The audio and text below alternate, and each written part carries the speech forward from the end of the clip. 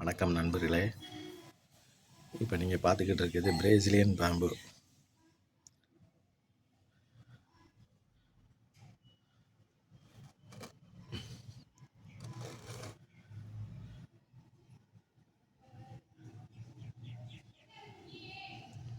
₹500 விற்றாங்க friends.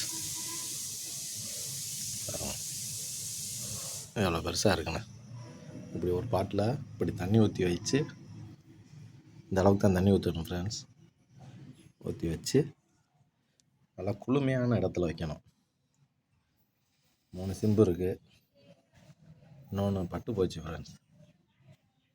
4 இருந்துச்சு வாங்கிட்டு வரையிலேயே. நம்ம வீட்டு கிளைமேட்டு ஒத்துக்கல போல். இதுவுமே லேசாக அப்படி தான் இருக்குது. முளைக்குமா முளைக்காதான்றது அடுத்த வீடியோவில் போடுறேன் ஃப்ரெண்ட்ஸ். ஆனால் இது வாங்கி நாங்கள் 1 மாதம் ஆயிடுச்சு.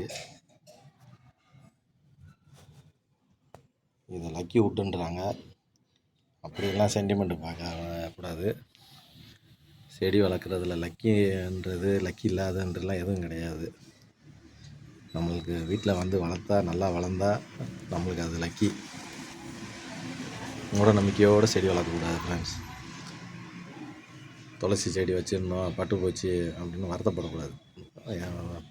செடினா ஒரு குறிப்பிட்ட காலம்தான் வாழும். அப்புறம் புதுசு தான் வைக்கணும். அப்புறம் போட்டு வருத்தப்பட்டுக்கிட்டு இதுக்கு தான் செடியை வளர்க்கக்கூடாதுன்னு சொல்லி மூட நம்பிக்கையினால செடி வளர்க்குறத விட்டுறாதீங்க. வேறு செடி அடுத்து வாங்கி வைங்க.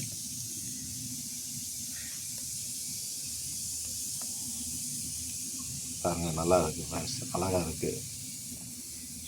இதுக்கு முன்னாடி ஒரு வீடியோ போட்டிருப்பேன், இதே தான்.